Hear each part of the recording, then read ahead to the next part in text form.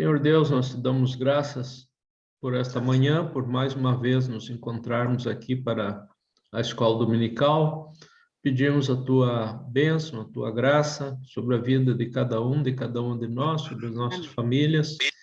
E agora, muito especialmente, sobre o estudo da nossa lição, te pedimos a tua bênção sobre o Barbosa, que ele possa, como sempre, inspirar-nos através da exposição do tema de hoje.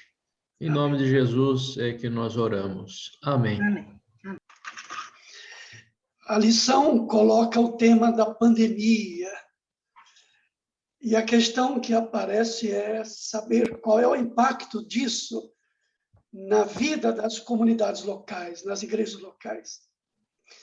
E essas igrejas locais, aparentemente, elas estavam bem arrumadas, seguindo um padrão bem determinado em torno de cultos, reuniões de oração, e de repente surge essa pandemia, a proibição de se reunir. E essa vivência da comunidade, ela foi alterada. E qual é o impacto disso? Eu tenho uma vizinha aqui da minha rua, bem idosa. O mundo dela, a vida dela era dançar uma vez por semana e 2 vezes por semana reunir algumas amigas para jogar bingo. E essa senhora ficou deprimida. E ela me disse que não sabe o que fazer da vida. E ela continua assustada. É claro que nós estamos ainda no meio desse grande redemoinho. E claro também que não dá para fazer a contabilidade. Saber quais foram as nossas perdas. Quais são as mudanças ocorridas, se elas serão definitivas ou não. Então, eu quero lembrar que a proposta da lição não é fazer essa avaliação, não é nesse caminho. A proposta da lição é trabalhar uma questão importante: como anunciar o Evangelho em um contexto novo. Como continuar fazendo aquilo que era feito antes, dentro dessas limitações todas. O exercício da fé consistia basicamente em participar dos cultos. E como isso não é mais possível, como vai ser? Tá. E nós estamos em classe de escola dominical, e particularmente na nossa classe, há exigências de uma reflexão mais amadurecida sobre os temas mais diversos. E a reflexão teológica, essa tarefa teológica, bíblica, para mim ela é dificílima. É claro que em períodos de normalidade, sempre foi um grande desafio trabalhar Bíblia e vida. E eu falo de mim, sempre trabalhei muito mal essa questão. A gente depende muito daquilo que já foi feito e a gente não olha quase nunca para a vida nova que está aparecendo. A gente oferece resposta batida. Então, como trabalhar teologicamente um tema tão espinhoso e tão doloroso como esse da pandemia, com milhões de mortos? E lembrando que nas igrejas evangélicas não há essa figura da escola dominical, não há mais. Já tivemos nas igrejas, e de maneira importante, o papel das escolas dominical. E era um papel bom para a reflexão. Nós não temos mais. Eu me arrisco a dizer que mesmo na igreja metodista não há mais essa presença da escola dominical. Como abordar esse tema tão doloroso? O caminho mais fácil, mais comum, mais frequente, que é o caminho que foi usado pela nossa lição de hoje, abordar esse tema tentando encontrar na Bíblia um episódio que tenha alguma proximidade encontrar na Bíblia um episódio que pelo menos lembre algum pedaço, alguma faceta que se aproxime minimamente da realidade que nós estamos vivendo. Então, a prática mais comum que nós fazemos é essa, para abordar uma temática nova como essa, nós procuramos na Bíblia uma história, algum acontecimento que de alguma maneira ilumine a nossa situação. Claro que não é fácil. Por quê? Porque o momento é novo. O que a nossa revista faz é um esforço elogiável de enfrentar esse tema, ainda que seja de forma simplista, como sempre é, como sempre nós fazemos, não a revista, de forma incipiente e até precária, porque esse exercício teológico sempre é difícil. Então, a revista nos convida a sair da caixinha, considerando que a atitude mais comum, mais frequente, é fazer de conta que nada está acontecendo no mundo, na história, que trata-se apenas de um parênteses, uma interrupção momentânea, e que logo a vida voltará à normalidade. A igreja, os pastores, estão ansiosos para voltar ao mundo antigo. E eu quero lembrar aqui que a grande maioria das igrejas e dos pastores foram contrários ao fechamento das igrejas. Acharam até que foi uma barbaridade. E outra coisa importante, como é que a igreja evangélica enxerga a pandemia? Ela enxerga numa perspectiva fundamentalista e cega. A pandemia é vista apenas como mais um sinal anunciando a volta de Jesus. Então, a leitura frequente, comum, rotineira é esta. A pandemia, a morte de milhões no mundo, viu? Tudo isso está na Bíblia. É sinal do fim dos tempos. A Bíblia fala que vai acontecer no final dos tempos isso e aquilo. Está lá no Apocalipse. O arrebatamento da igreja. No final dos tempos haverá miséria, haverá fome, a injustiça vai crescer. Tudo isso faz parte de um roteiro já sabido. Em resumo, nós não temos nada a fazer. A pandemia não é um convite a refazer o nosso comportamento. A grande marca do fundamentalismo é que ele já tem todas as respostas, independente das perguntas que o mundo, que a história venham a fazer. O fundamentalismo não faz perguntas porque ele já sabe todas as respostas.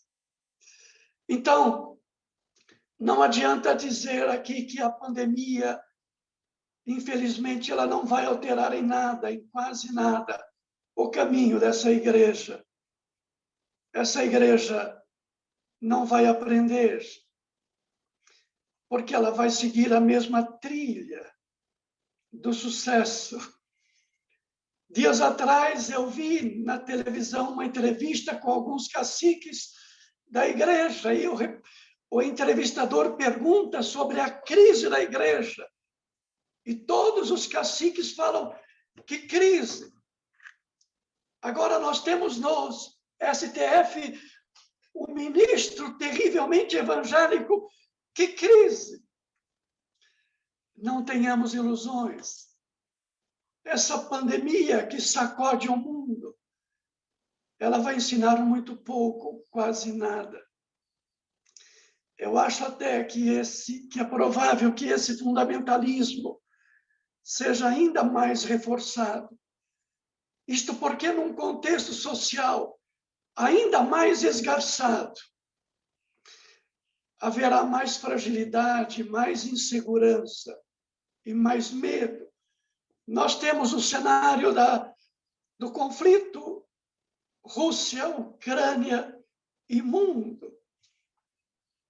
As pessoas, nesse cenário mais complicado, elas vão querer se agarrar a propostas que apontem para um Deus forte, um Deus acima de todos, um Deus tirano, que apresenta soluções mágicas. Eu estou falando que a tarefa teológica, que sempre foi dificílima, aquilo que Calbart chama de labor teológico, que é difícil, doloroso, exigente, complicado, pouco acessível para nós. Então, para enfrentar essa situação dramática, como realizar esse labor teológico? Eu acho até que, para enfrentar essa situação nova, que tem contornos antigos, mas é nova, nós devemos partir do princípio que as respostas que nós já oferecemos, elas são insuficientes.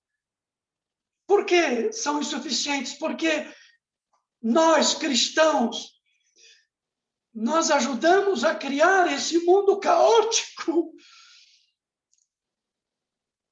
Esse filho é nosso. Somos nós que criamos esse mundo injusto e miserável. E as nossas respostas antigas, elas não conseguem oferecer soluções que consigam mudar isso, porque nós criamos isso. A nossa teologia, ela é insuficiente. E eu lembro, a nossa igreja metodista, que ela já produziu alguma teologia, até pouco tempo a faculdade de teologia, ela era perguntadeira, ela era inquieta. Os professores, quase todos que faziam perguntas, os inquietos foram expulsos. A nossa faculdade de teologia atual é uma escola dominical ainda mais frágil.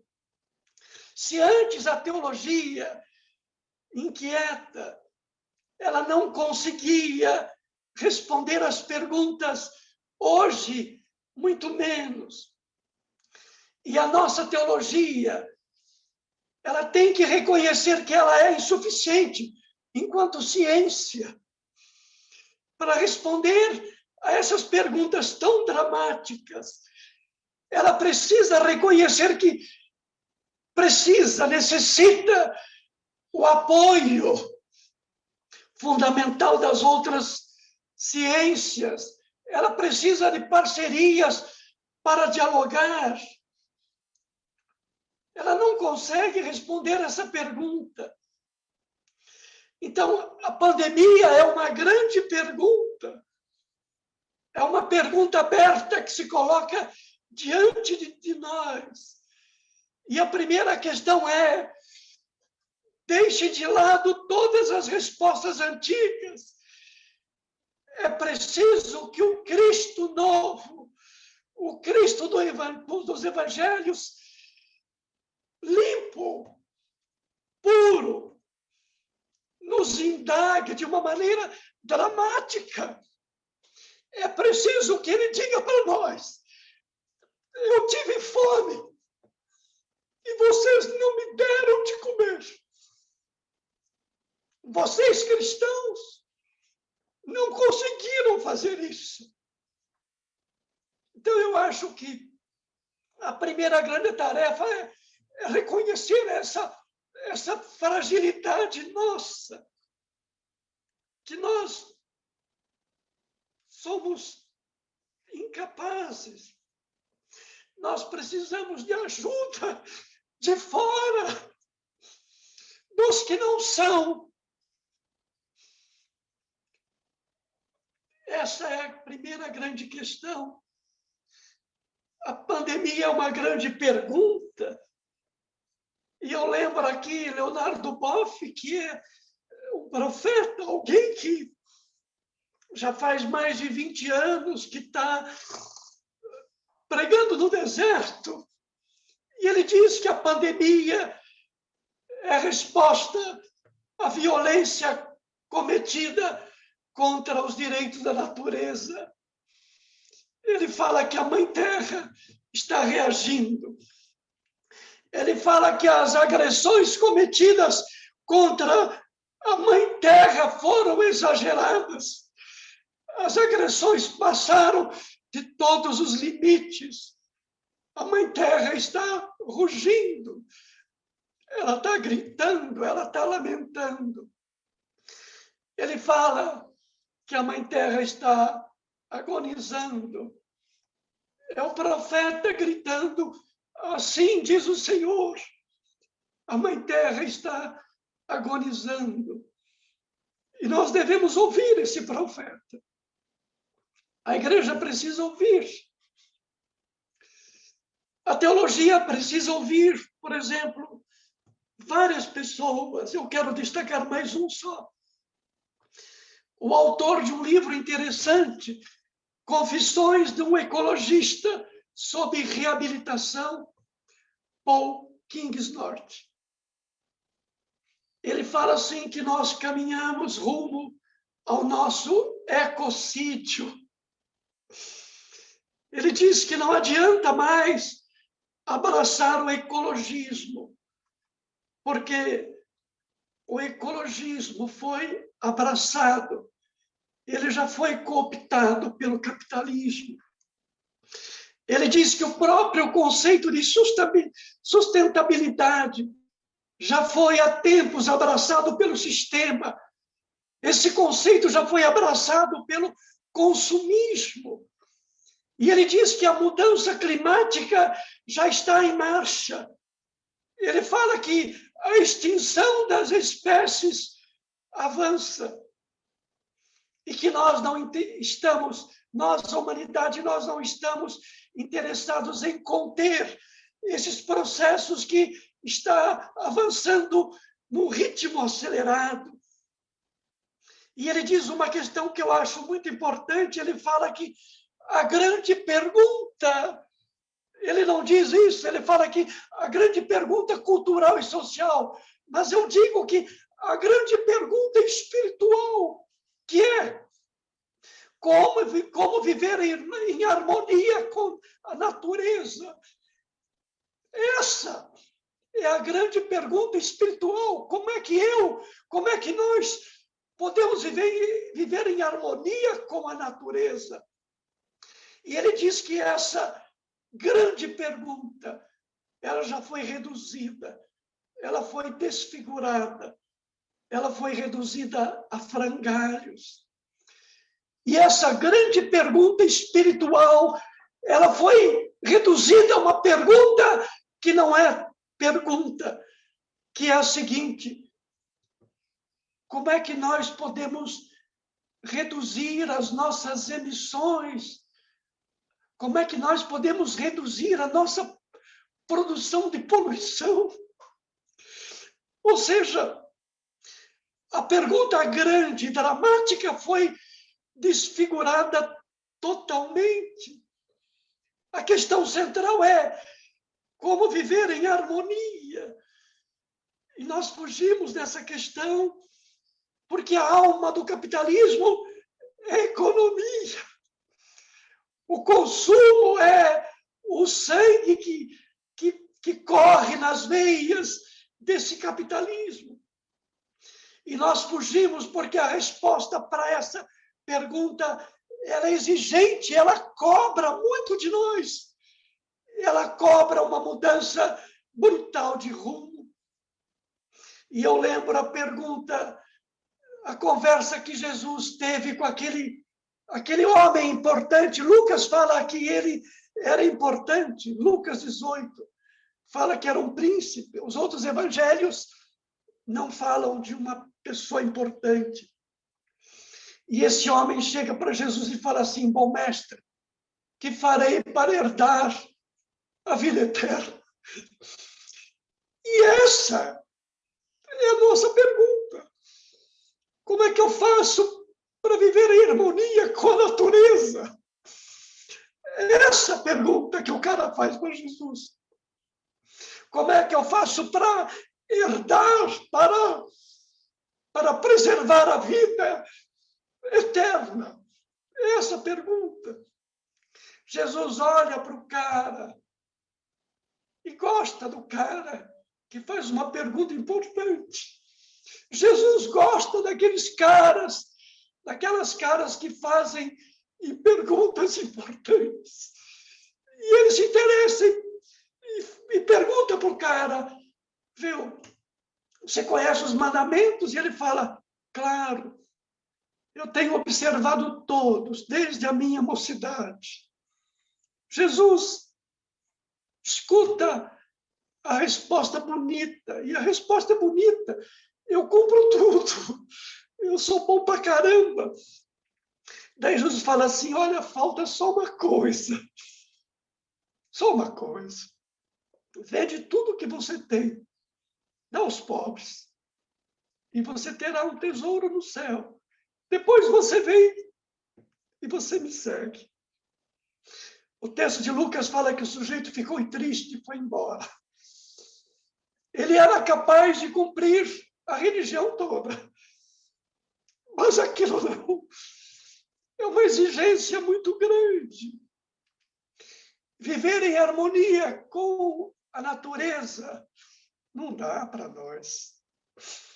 Cobra muito.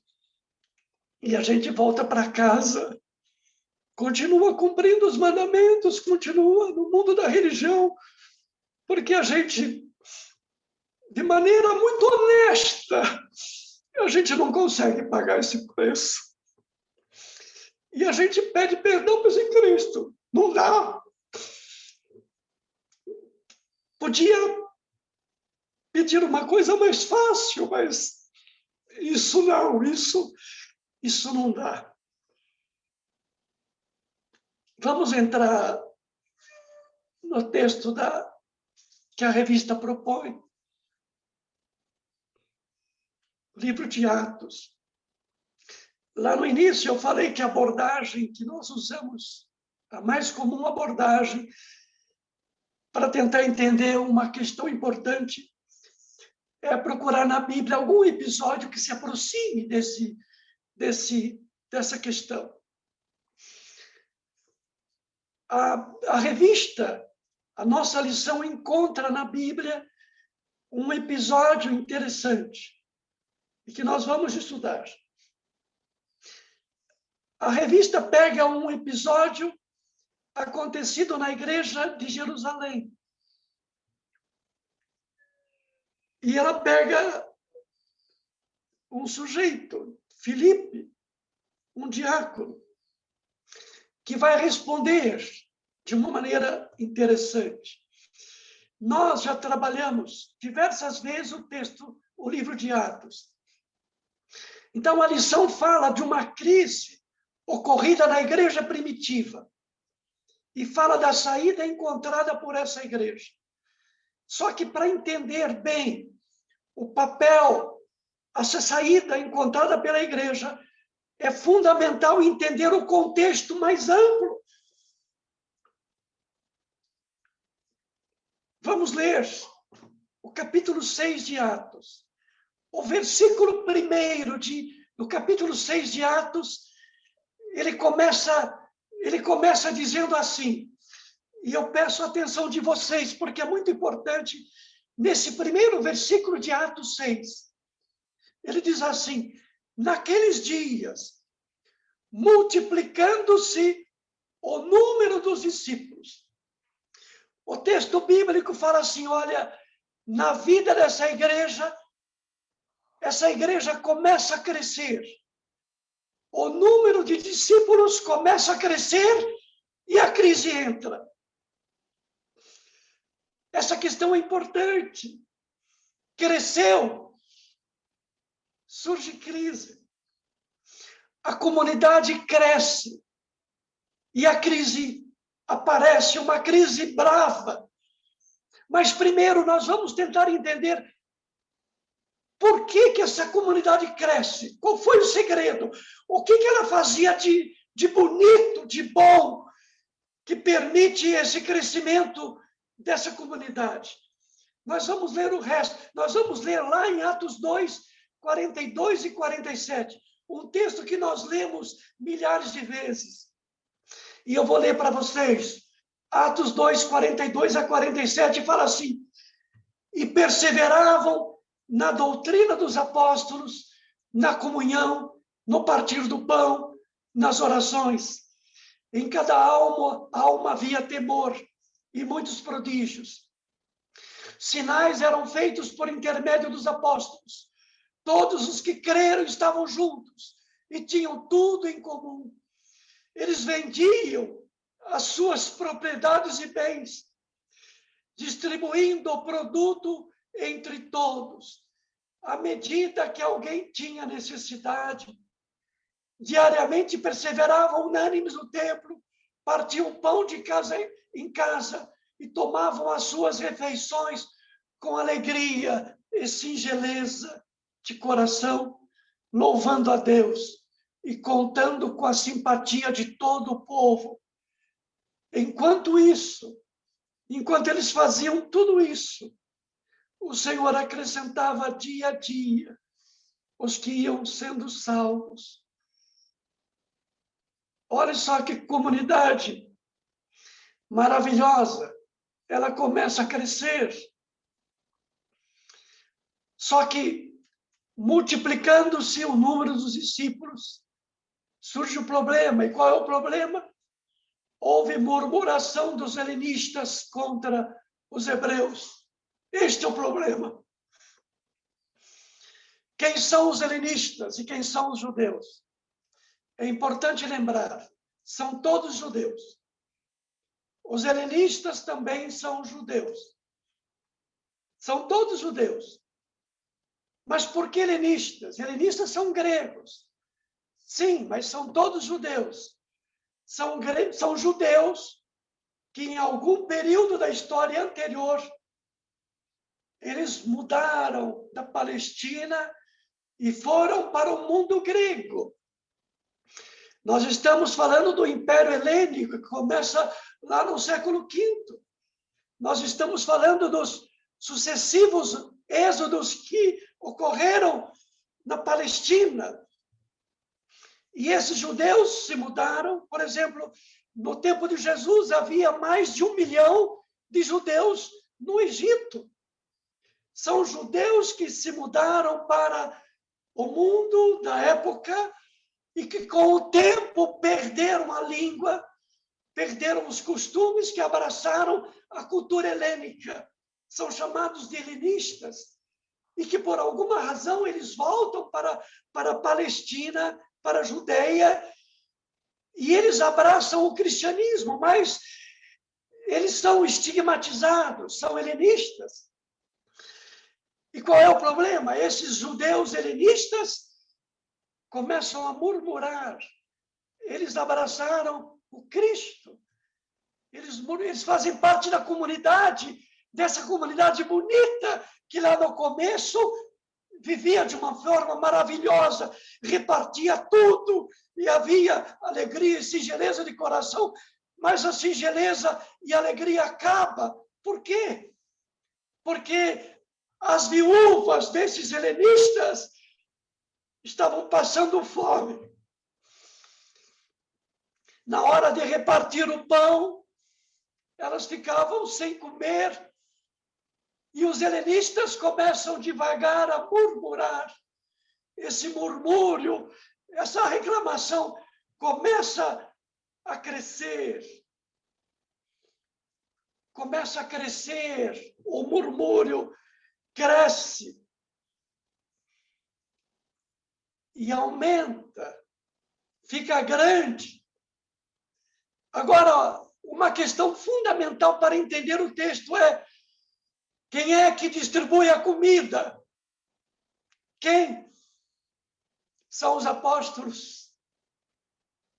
São eles os que cometem essa barbaridade. Isso precisa ser entendido. Esses mesmos apóstolos que foram cheios com o Espírito Santo, à medida que a comunidade cresce, eles cometem erros grosseiros. Um erro imperdoável. E eles não percebem que estavam errando feio. Eles não percebem que estavam cometendo uma injustiça gravíssima. Quem é que percebe? Os opressores, quase sempre, não percebem, não enxergam que estão cometendo a opressão. Quem é que enxerga? Os oprimidos, os que sofrem, os helenistas, que percebem que as suas pobres viúvas estavam morrendo de fome, e eles começam a reclamar. Os mais frágeis, os oprimidos, reconhecem a injustiça cometida e murmuram. E eles começam a articular essa murmuração e a coisa cresce. Importante perceber que não era um problema de logística. É claro que não havia tanto dinheiro para comida assim, não havia tanto assim, mas o problema não é de logística, não é falta, não, é discriminação, é racismo. A viúva dos judeus tinha comida, a viúva dos helenistas não. O problema é gravíssimo. Não é logístico, o problema é terrível. O problema, a murmuração cresce. E eu quero mostrar para vocês que essa coisa dura, a murmuração cresce, ou seja, não dura pouco tempo. Os apóstolos foram obrigados a ouvir essa murmuração. Eles foram obrigados a reconhecer esse problema. Só que a distância entre a existência do problema e o reconhecimento do fato dura. A injustiça dura anos. A igreja permanece injusta durante anos sem reconhecer.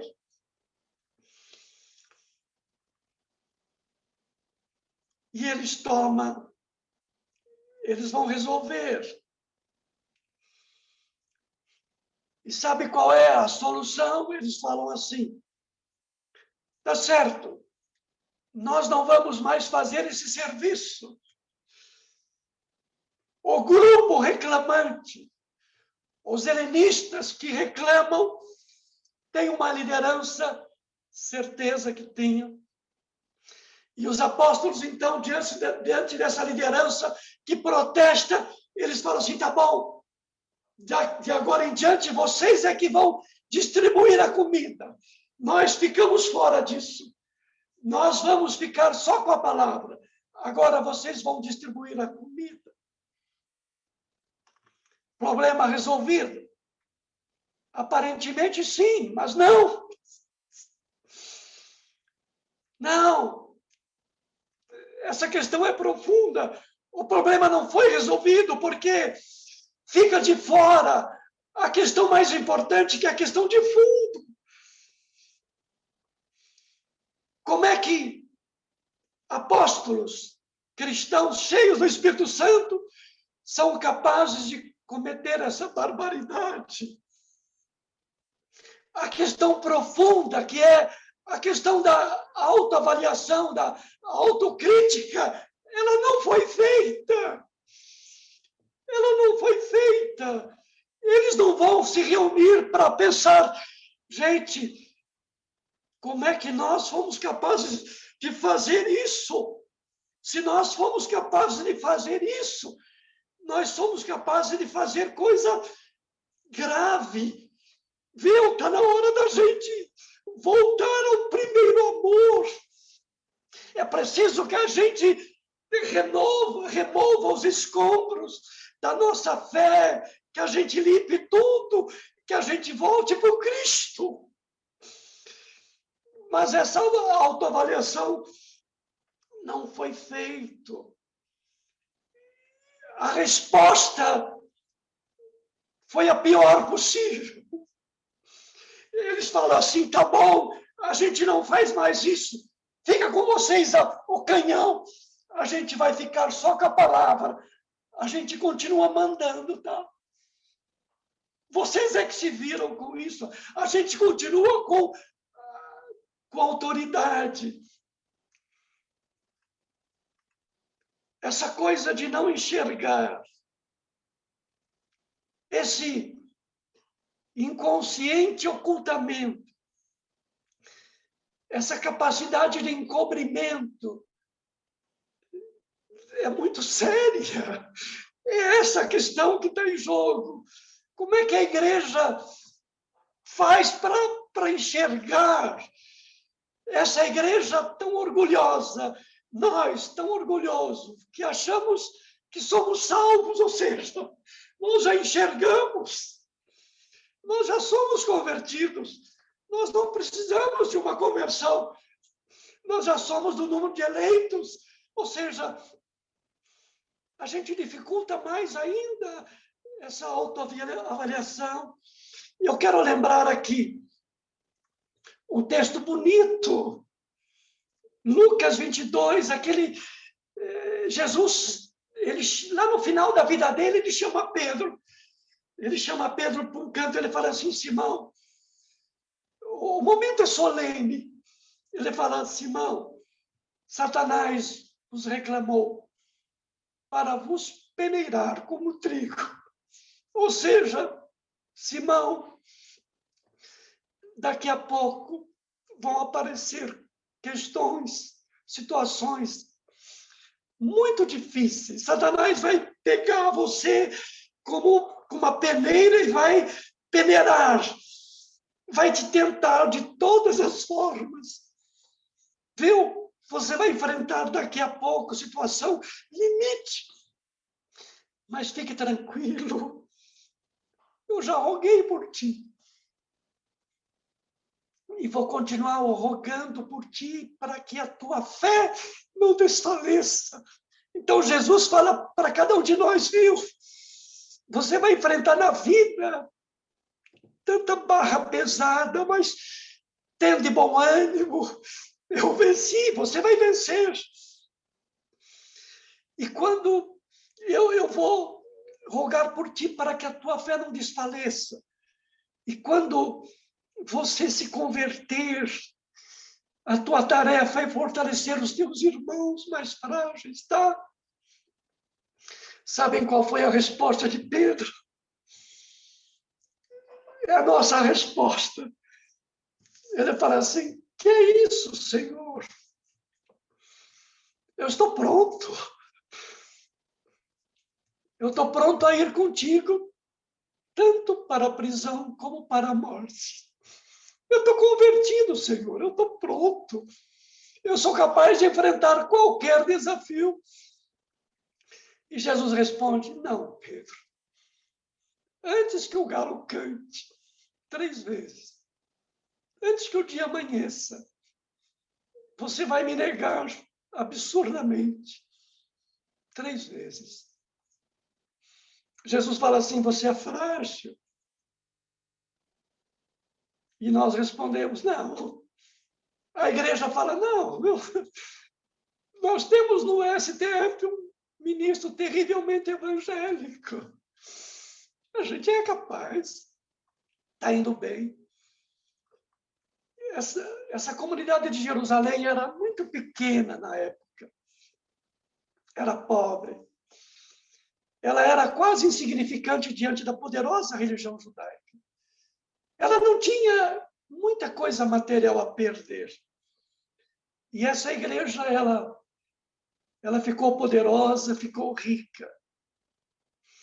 E ela foi perdendo a capacidade de reconhecer os seus atos, e de recolher de acatar as reclamações. A história mostra que, com muita frequência, essa igreja, ao invés de acolher as murmurações, ela abafa. E, além de abafar, ela silencia.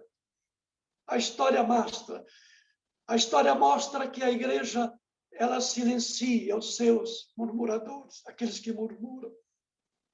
É a igreja que afirma, como Pedro: que é isso, Senhor? Estou pronto, o caminho nosso está perfeito.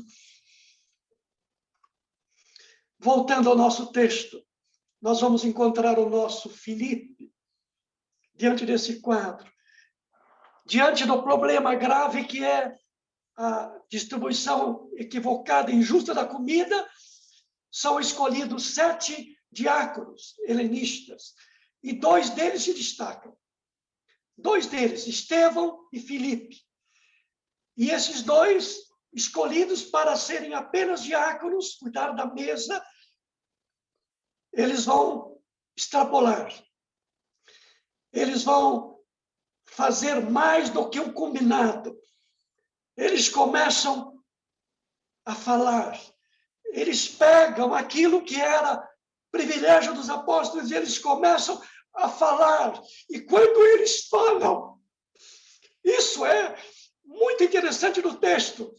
Os apóstolos que lideravam falavam e nada acontecia. Nenhuma perseguição, não havia incômodo nenhum. E quando esses 2 diáconos que roubam a palavra começam a falar, o mundo desaba. O que acontece? Estevão é preso. E os judeus, o que eles fazem? Eles fazem o mesmo que fizeram com Cristo, eles subornam. Eles subornam testemunhas e falam: esse cara falou contra Moisés e contra Deus. E Estevão foi apedrejado. Foi apedrejado como Cristo. Por quê? Porque toda vez que a igreja recupera a palavra legítima, esse rio, essa água tranquila, se movimenta e produz. Estevão foi apedrejado. E Filipe é perseguido. Os helenistas, os cristãos marginalizados, foram perseguidos por Saulo, por Paulo. E eles são obrigados a fugir. E essa situação triste de fuga, ela vai produzir uma saída para a igreja, porque Filipe, esse cara que foi escolhido para servir a mesa, para ficar ali, naquele espaço reduzido, ele vai além e ele acompanha esses cristãos perseguidos. Ele vai para Samaria, ele começa a pregar. A coisa acontece e essa alegria do capítulo 2 de Atos, ela volta em Samaria. Se vocês lerem o texto, essa alegria, ela renasce, porque ela se perdeu. Antes havia alegria, no lugar da alegria surge a murmuração. E essa alegria volta. Em Samaria, a igreja renasce. Os apóstolos vão lá para fiscalizar, porque eles não foram perseguidos, porque eles não incomodam. Eles não incomodam. E depois de Samaria, o texto de Atos, aí a gente entra diretamente na nossa lição. Filipe, o Espírito Santo manda Filipe: olha, vai para um lugar tal. Tem um cara lá. Esse cara é uma figura. E Filipe vai. Ele se encontra com um sujeito importante que era quase o ministro da fazenda de uma rainha de Candace. E esse cara, ele não é judeu, ele é um prosélito, ele é um estrangeiro que frequentemente vai a Jerusalém para adorar a Deus. E esse cara é eunuco, e ele sabe que não tem espaço naquela religião, porque os estrangeiros não têm espaço naquela fé.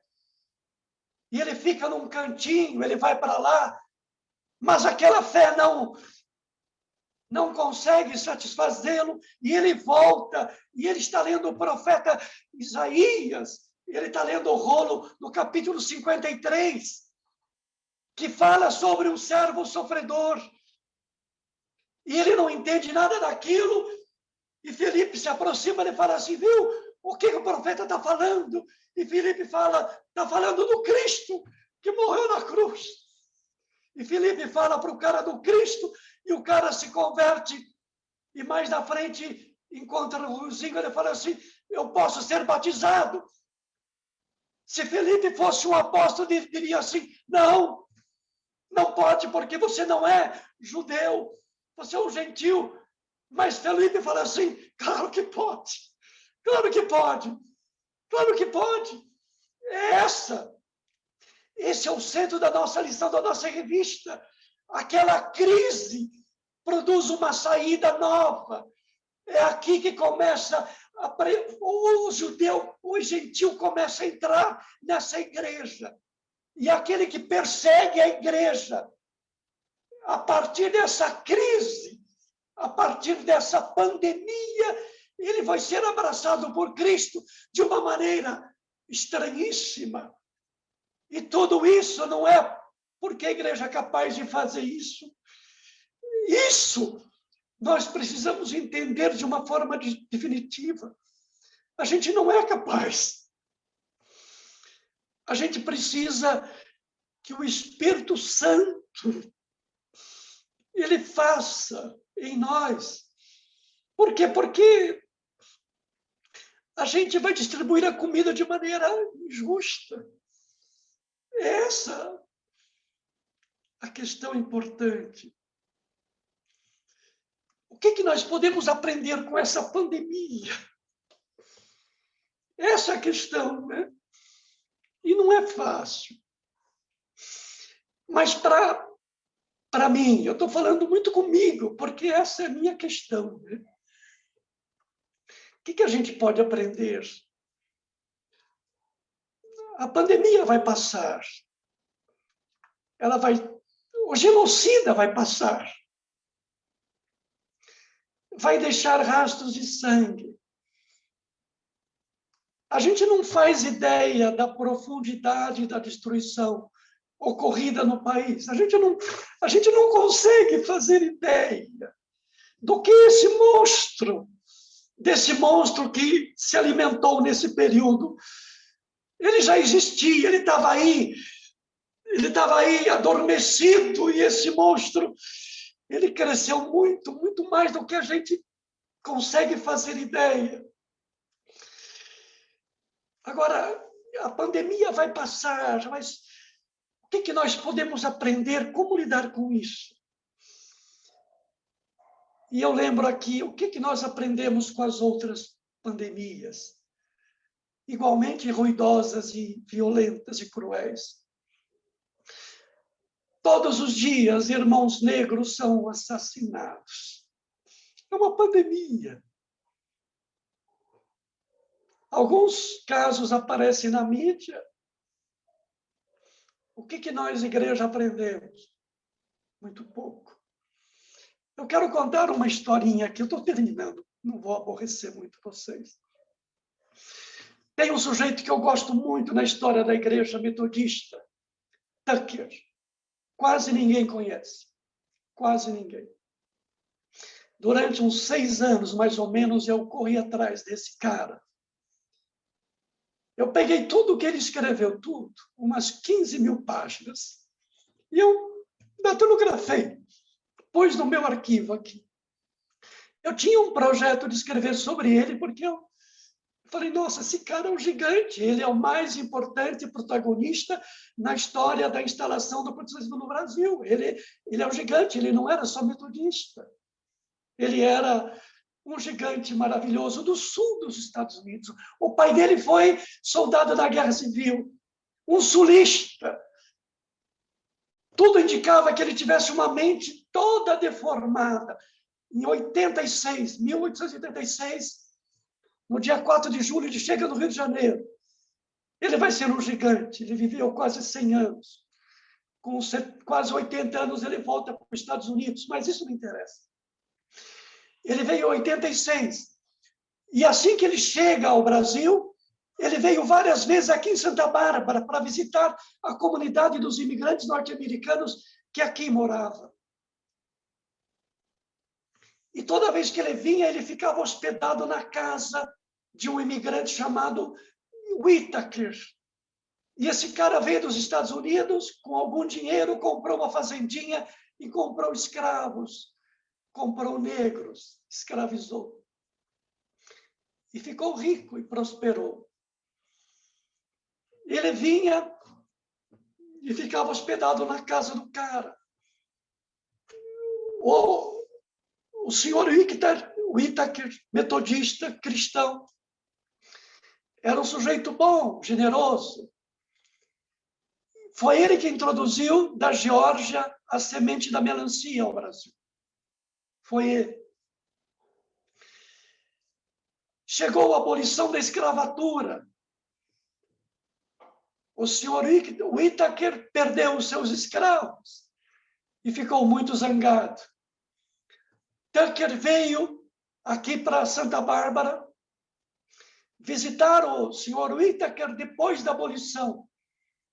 E ele conta na sua autobiografia que encontrou, numa ocasião, o seu Whittaker reunido com alguns imigrantes, com um mapa do mundo inteiro. Eles estavam querendo encontrar no mapa do mundo, da Terra, algum lugar onde um cristão, um bom cristão, pudesse gozar da bênção da escravidão.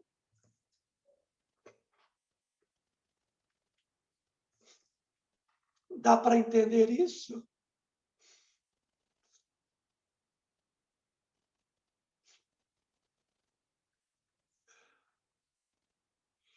Dia desses, essa questão do negro é a coisa mais terrível. Essa questão é muito difícil para nós, para o cristianismo. O cristianismo tem uma culpa absurda, absurda.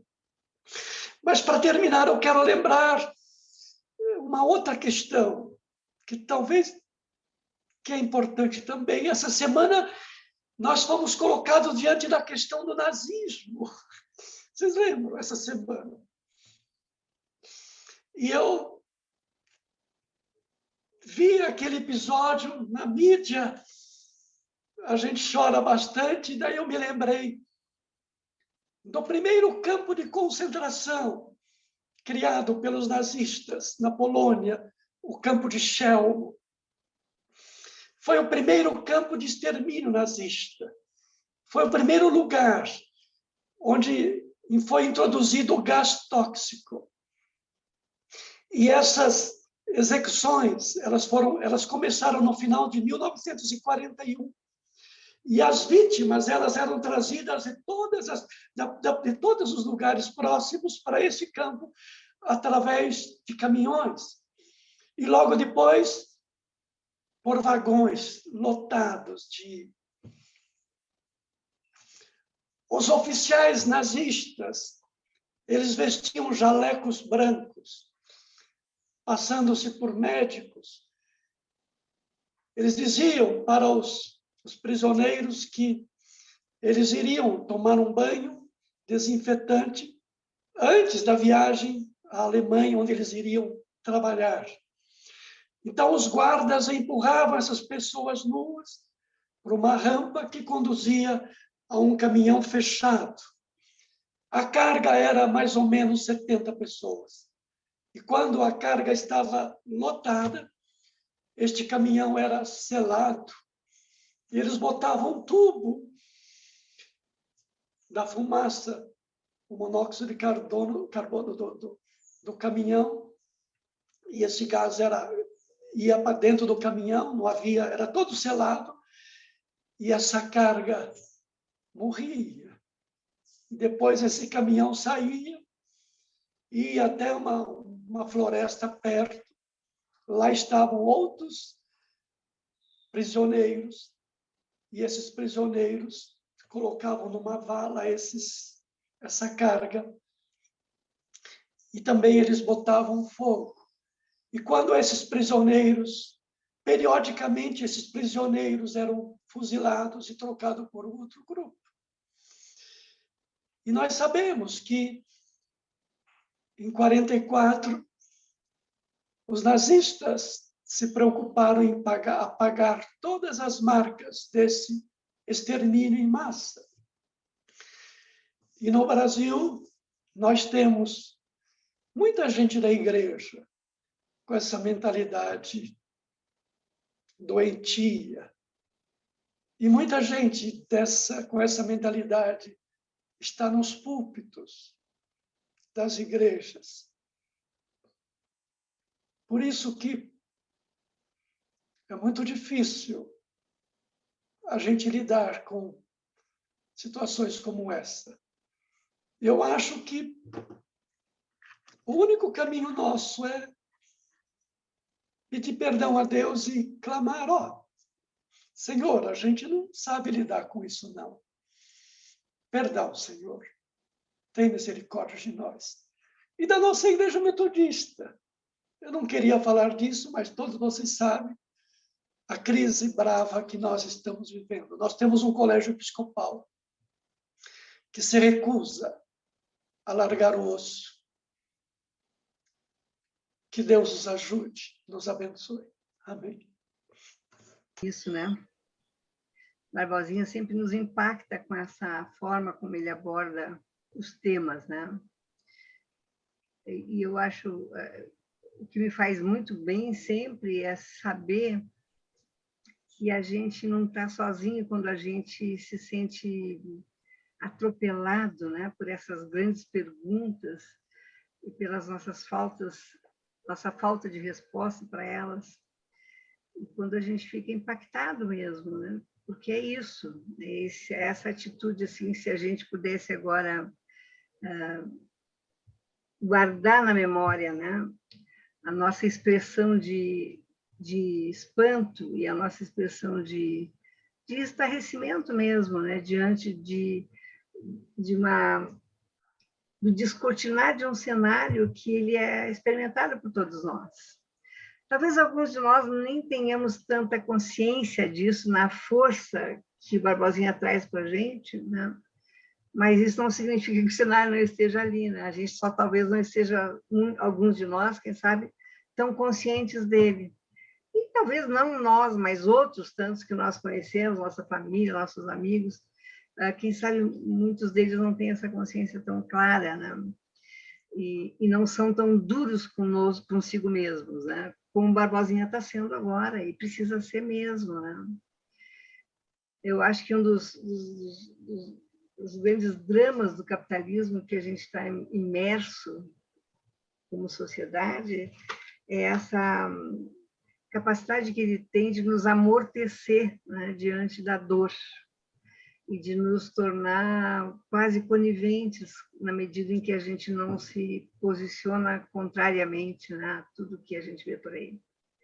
Eu estou numa fase da minha vida que eu olho para tudo que está acontecendo ao redor e eu fico assim, eu não sei por onde começar. Quando a gente pensa em tudo que foi desmontado no país nesses últimos 3 anos, né, não por conta da pandemia, né, nós sabemos que é uma questão da gestão mesmo, do processo de governança do país, a gente pensa em quantos anos nós vamos demorar para retomar esse mínimo estado de direito que a gente tinha adquirido como sociedade, né? E, claro, né, não dá para não pensar que a gente, como cristãos, tem responsabilidade com isso. E o que a gente faz com isso é o grande drama que a gente enfrenta, porque a gente, se por um lado, muitos de nós temos a consciência clara do que está acontecendo, de qual deveria ser o nosso papel, também muitos de nós temos consciência do nosso limite de atuação nessas circunstâncias que nós estamos vivendo. Então, esse é um drama que eu entendo assim que a gente carrega com a gente. Eu não consigo me afastar disso, né? E como é que a gente lida com essas dores todas que vêm? E hoje em dia elas vêm ao mesmo tempo. Eu não sei se é porque eu me sinto assim mais velha e mais consciente das coisas, eu não sei se eu percebo tudo ao mesmo tempo, então parece que tudo está mais complicado, ou se é porque, na verdade, a gente está vivendo esse tempo com uma intensidade muito maior e a eclosão dos dramas está vindo toda mesmo, né? Sem esperar para amanhã. É um tempo de muita dor, né? É um tempo de muita dificuldade. Ontem eu saí na rua e eu procuro assim, me organizar de maneira que eu não saia tanto por conta da pandemia, enfim.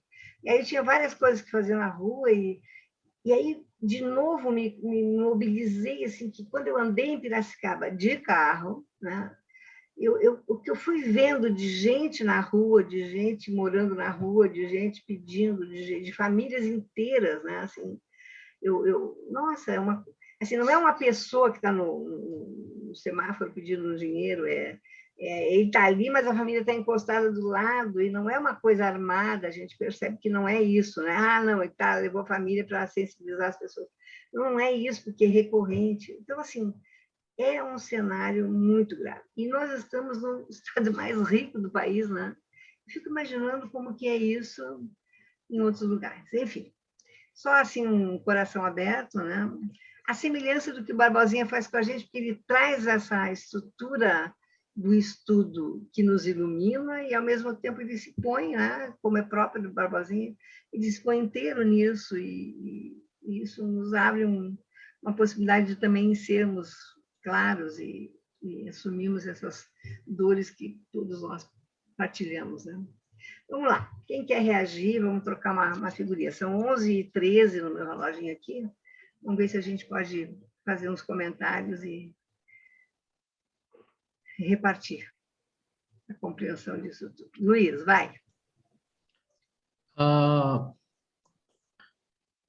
Primeiro que a gente fica assim, refletindo muito, né, com essas aulas com o Barbosa, né, porque ele vai fundo, ele bota o dedo na ferida, né, com muita maestria. E nos traz essa inquietude, essas perguntas que realmente precisam ser feitas, né.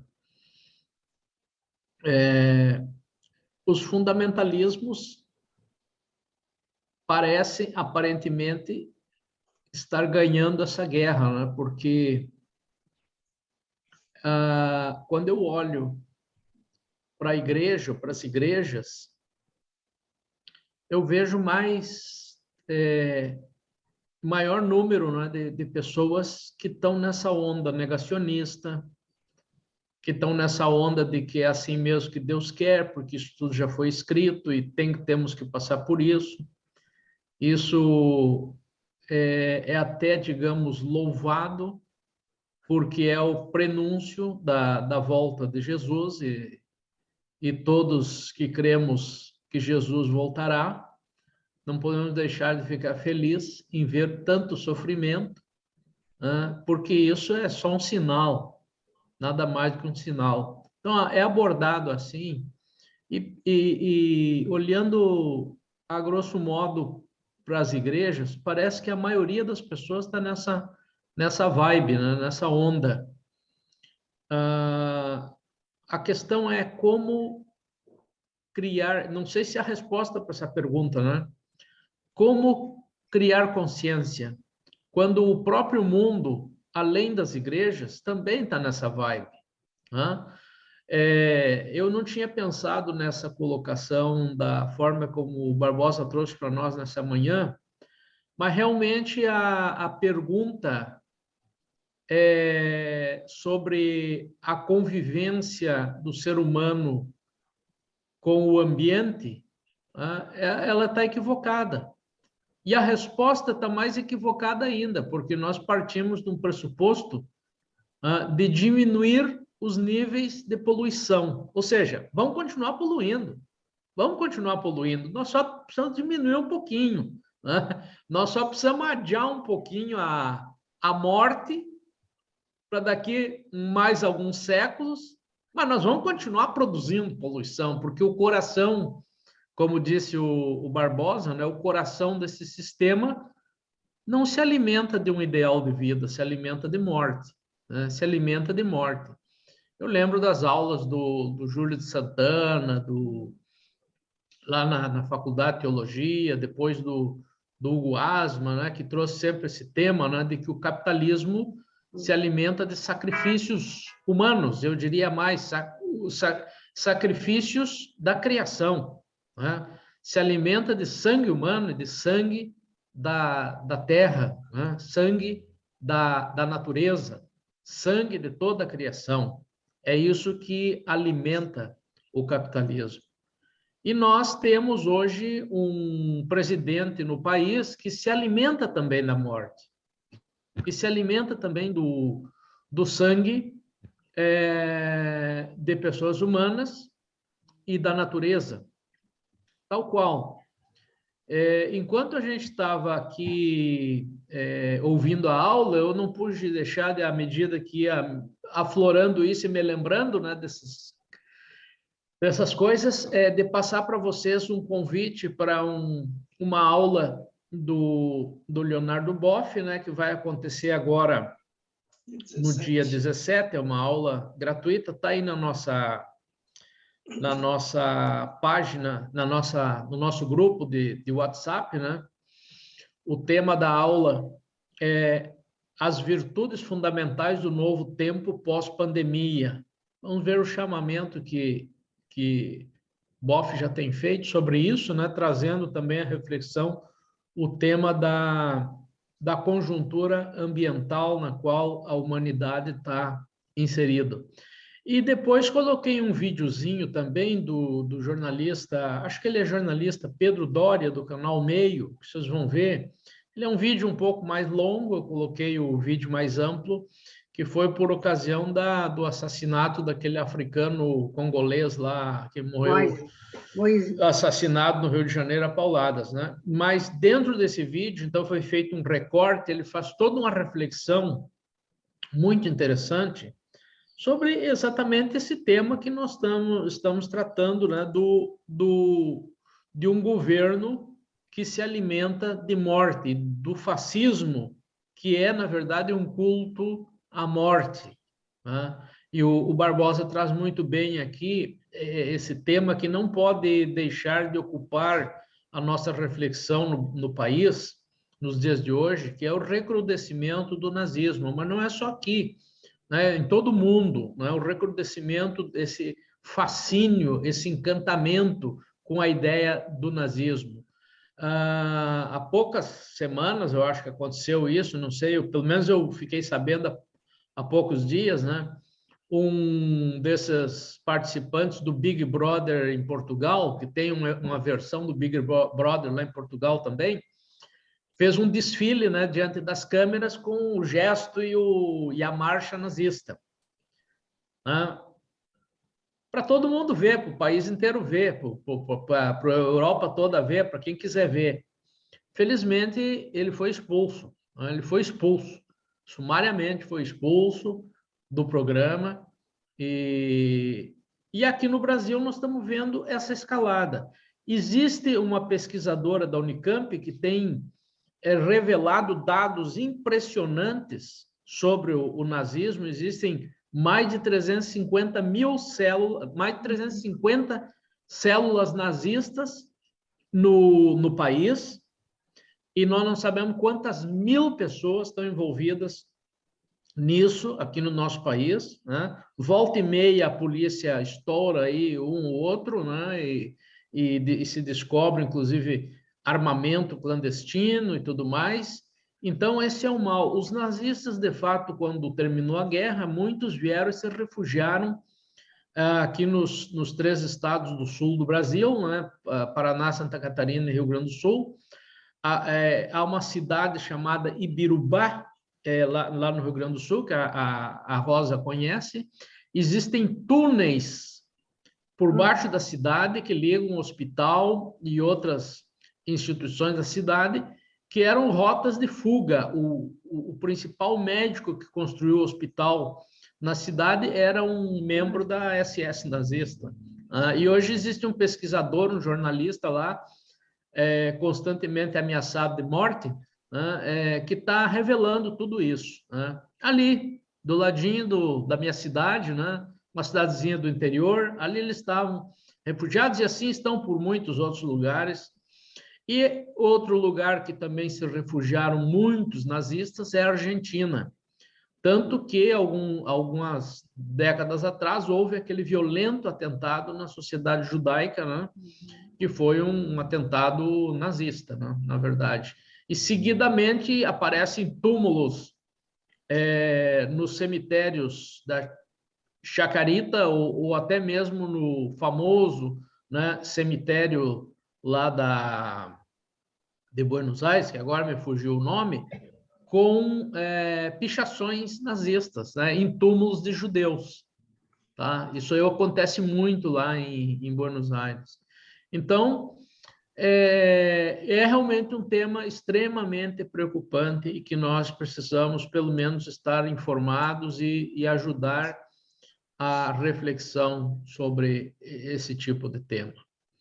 Agora, o que o Barbosa finaliza, nós falamos muito pouco nesse sentido, mas quando ele falou dos apóstolos, né, que disseram, não, vocês se virem aí com o tema de distribuir os alimentos para as viúvas, nós vamos ficar com a palavra, nós vamos ficar com o poder, né? Eu não posso deixar de me lembrar da situação da nossa igreja, né? Parece que nós estamos assim mesmo. Não, a gente fica com o poder, vocês ficam com os problemas, né? Vocês resolvam o problema aí, nós vamos ficando com o poder aqui. É bem assim que nós estamos, né? Mas muito obrigado aí pela aula e por esse grande desafio dessa lição de hoje. Obrigada, Luiz. Pois é um pouco isso mesmo. Dá um nervoso, né, quando a gente pensa que o Sul é esse cenário mesmo, né, da questão nazista. Porto Alegre, nós temos um bairro lá dos judeus, não é, que eu morei nesse bairro e assim a violência juvenil uma coisa assim muito forte, muito forte. Isso há 30 anos atrás, imagino como é que não está isso hoje, né? Vamos lá. Quem mais? Ivarda? Vai lá, Ivarda. Oi, queridos. Muito obrigada por essa aula triste, tão necessária. E eu falei, pode chorar? Pode chorar. Eu tenho procurado buscar companheiros metodistas, mulheres, homens, que estão alinhados com esse nosso pensamento do Barbosa, e tenho encontrado pastora lá do Rio de Janeiro, tenho encontrado amigos, e nós não estamos sós, né? Não estamos sós. Então, a gente se unir mais, e eu acho que a gente tem que falar mais, abrir mais os olhos, e não ter medo de tomar uma posição, de tomar um partido, de tomar...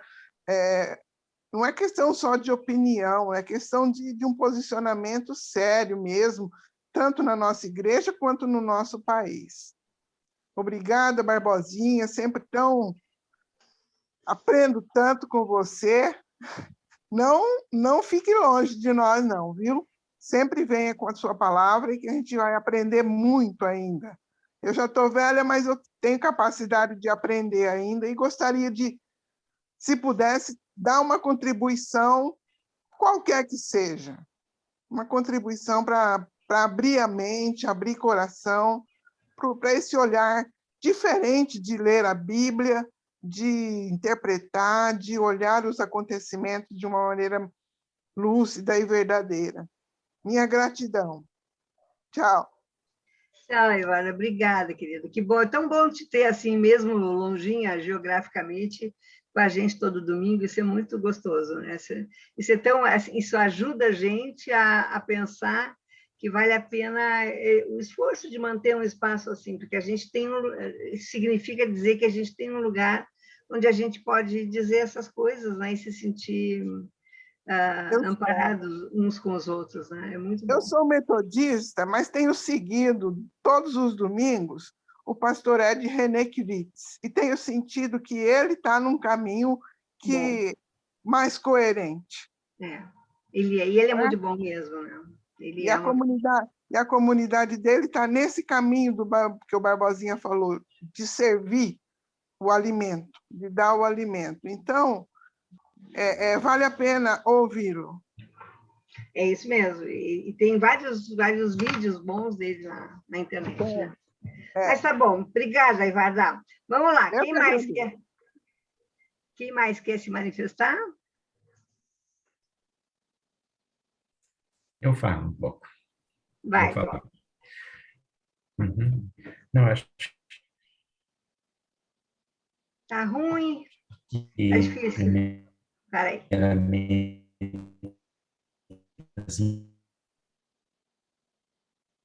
Tá difícil, Edivaldo, não dá para ouvir.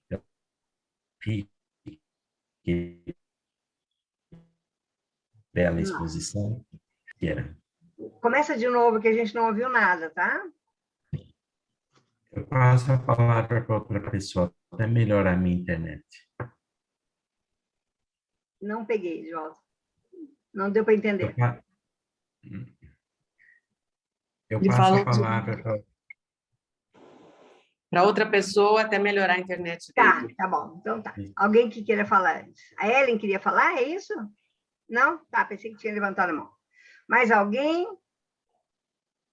Moisés, Vilna, Luciana, Ivonete, Edna. Então é contigo mesmo, Edivaldo. Luquita, você está aí? Consegue me ouvir? Agora sim. Consegue, então tá bem.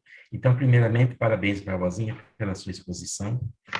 Eu acho que você fez uma bela reflexão, estabelecendo a dimensão da missão da comunidade cristã, do contexto mais amplo da pandemia, e você foi estabelecendo uma bela reflexão. Depois o Luiz entra na sequência, trazendo bons exemplos, né? Quer dizer, queria citar que em São Paulo nós tivemos alguns meses atrás um professor jovem numa escola que ele foi vestido de Ku Klux Klan, né? Para a gente poder ir vendo como que isso é um sintoma muito presente, e são pessoas jovens, né? Distantes dessa reflexão histórica, né? Esses dois rapazes que propuseram a questão do nazismo no YouTuber, um é um deputado federal liberal, né, um jovenzinho, e o outro também, mas assim, destituídos, né, quer dizer, de uma compreensão maior da realidade, da história, enfim, como que essa questão do mal, ela reaparece efetivamente dessa maneira. Eu fiquei muito, assim, encantado a maneira como o Barbosinha traz Leonardo Boff, né? Depois o Luiz acena a aula que Boff vai dar agora, e vem falando já há muito tempo, né? Nesse sentido, fui me lembrando, à medida que Barbosinha ia refletindo, de um importante teólogo também da Reforma,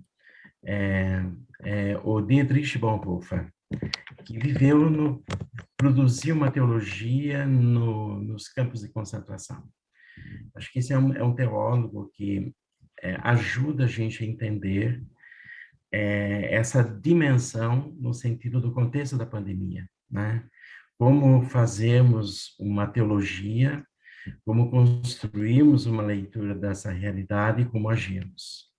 Talvez a gente possa reconhecer aqui que em Wesley, por causa da sua teologia da criação, nós temos elementos para pensar a pandemia também, né? Poderíamos aí fazer um exercício de como uma teologia formulada no século XVIII, porque o Barbosinha traz muito bem a questão, né, no sentido da perspectiva que Boff propõe, a pandemia é a resposta cometida à Mãe Terra, né? Quer dizer, é um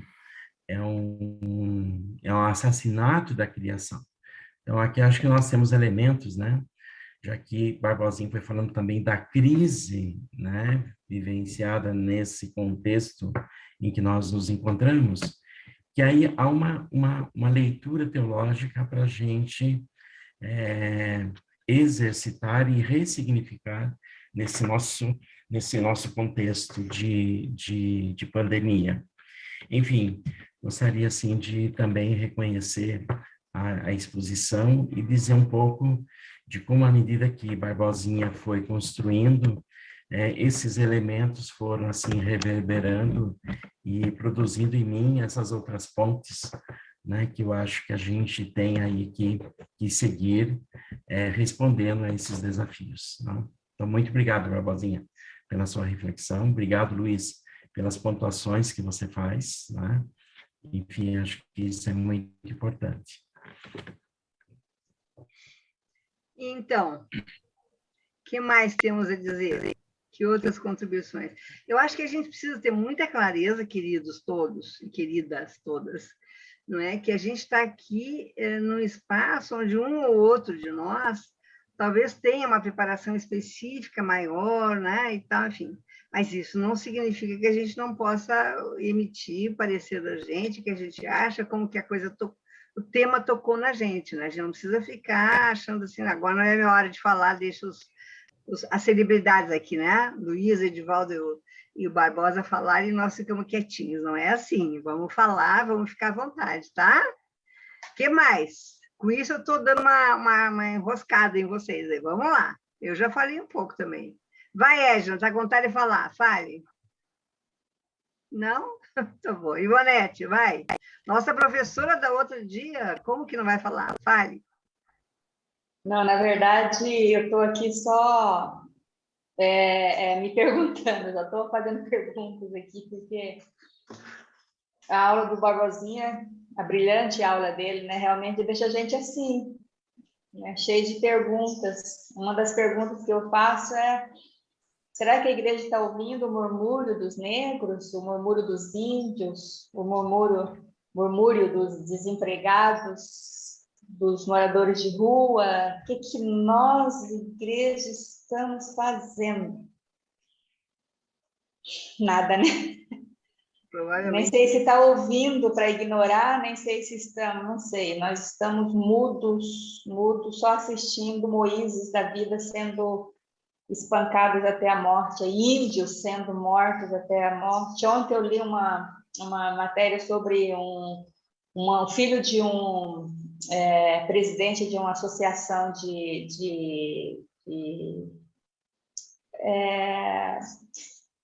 tipo sem terra, não me lembro aqui o nome, que foi assassinado, entraram na casa dele para matá-lo e acabaram matando uma criança de 9 anos, baleando o cara. É violência, sim.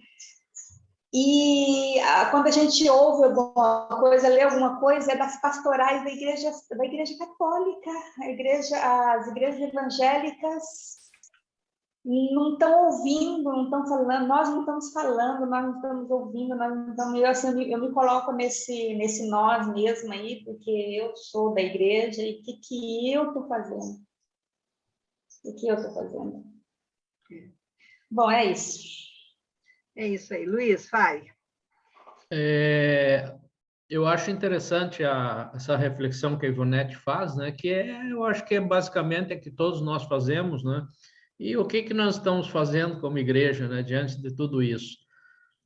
No nosso caso metodista, né? A Igreja Metodista no Brasil, eu diria, não é caso único, o mesmo se repete em diversos outros países, e esse é um fenômeno que talvez mais adiante nós vamos ter que estudar e ver o que aconteceu, né, historicamente nesse tempo. Mas nós vivemos uma grave crise de liderança.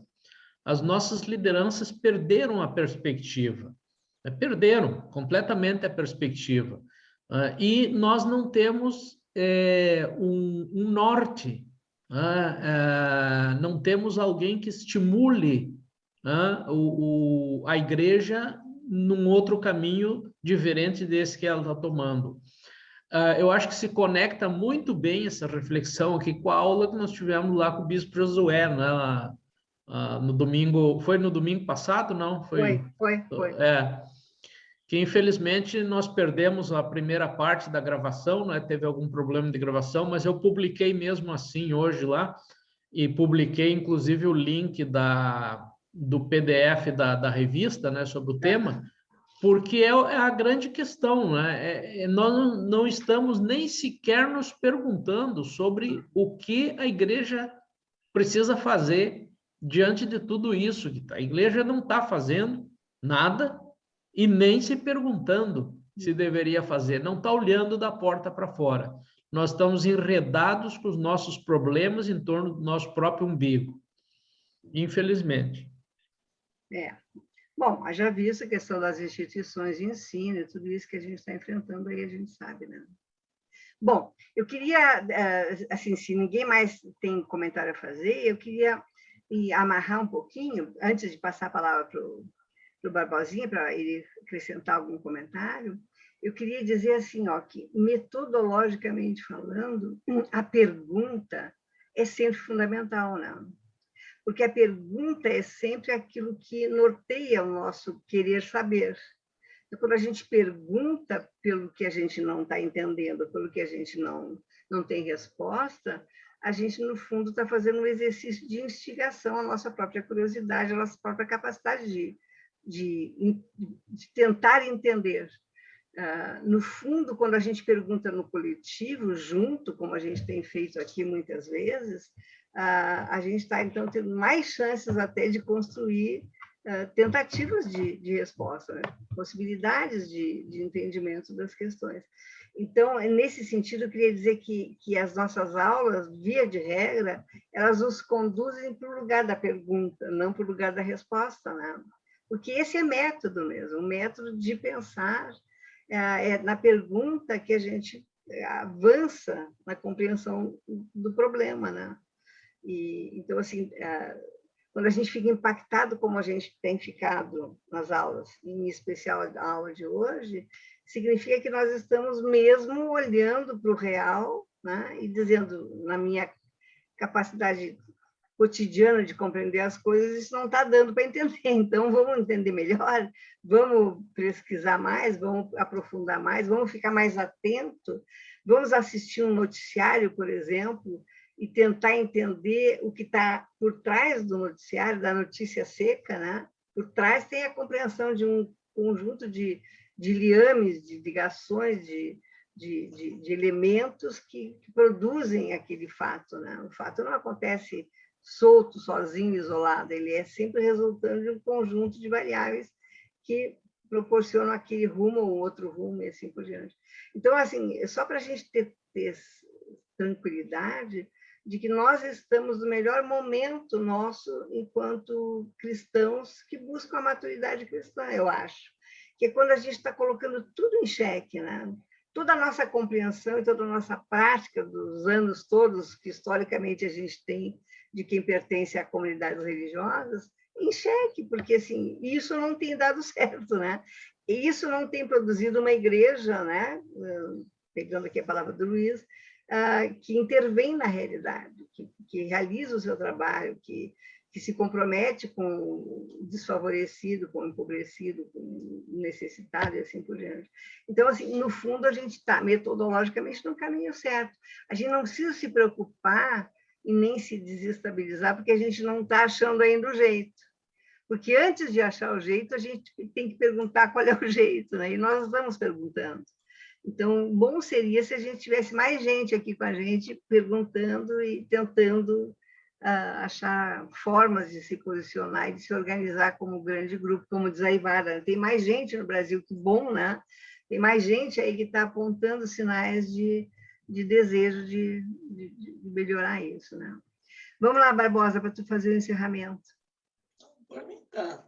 Não? Não quer? Tá bom, já fez o papel dele hoje de nos cutucar, não é? Esse é a coisa. É isso, queridos? Alguma coisa mais que a gente devesse colocar? Formalmente, para a gente encerrar, então, vou pedir que a Ivonete faça oração para a nossa despedida, mas antes disso, lembrar que nós temos que, daqui a 2 aulas, mais ou menos, nós vamos ter que parar um pouquinho de novo para pensar no nosso próximo semestre. Nós estamos, de novo, a gente já mencionou isso aqui, enfrentando a questão das revistas, e agora o nosso cenário que a gente imaginava que aconteceria, aconteceu, não está sendo produzida nenhuma revista para esse próximo semestre. Então, nós temos que fazer um certo olhar para trás, né? E nos organizar, ou usar, reutilizar algum material, ou produzir algum material, enfim, nós vamos ter que fazer esse enfrentamento, certo? Só para a gente não perder isso de vista, porque isso tem a ver com a nossa funcionalidade do nosso grupo aqui, né? Tá certo? Vamos encerrando, então, caminhando para o final, pedindo que a Ivonete nos faça uma oração agora para nos encaminhar para o início dessa semana. Uhum. Senhor Deus, perdoa-nos, ó Pai, porque nós não somos capazes sozinhos, ó Pai. Perdoa-nos, ó Pai, porque muitas vezes a morte está sendo indiferente para nós. Perdoa-nos, Senhor, porque a fome muitas vezes tem sido indiferente para nós, Senhor. Perdoa-nos, ó Pai, porque a dor, muitas vezes, a dor do outro tem sido indiferente para nós, ó Pai. E te pedimos, Senhor, que continue nos provocando, ó Pai, provocando para que possamos ver, perceber a dor do outro, a morte do outro, e nos provoque, Senhor, para que nós murmuremos, ó Pai, pelo outro, Senhor, por aqueles que não têm nem condições de murmurar, Senhor, não têm nem condições, Senhor, de expor a sua dor, ó Pai. Senhor, em nome de Jesus eu te peço. Amém. Amém. Queridos, que Deus nos dê a paz, não é? A paz no sentido de que nós estamos na procura, na busca, e que nos auxilie nesse exercício que, se por um lado ele é individual, por um outro lado ele é coletivo, né? Que o Senhor esteja conosco, Ele tem estado sempre ao lado daqueles que Ele ama. Amém. Uma boa semana para todo mundo, que Deus Tchau. nos abençoe e nos guarde, né? Até domingo que vem. Boa semana. Beijo. Tchau. Tchau, obrigada. Tchau, boa semana. Fiquem bem. Tchau. Amém.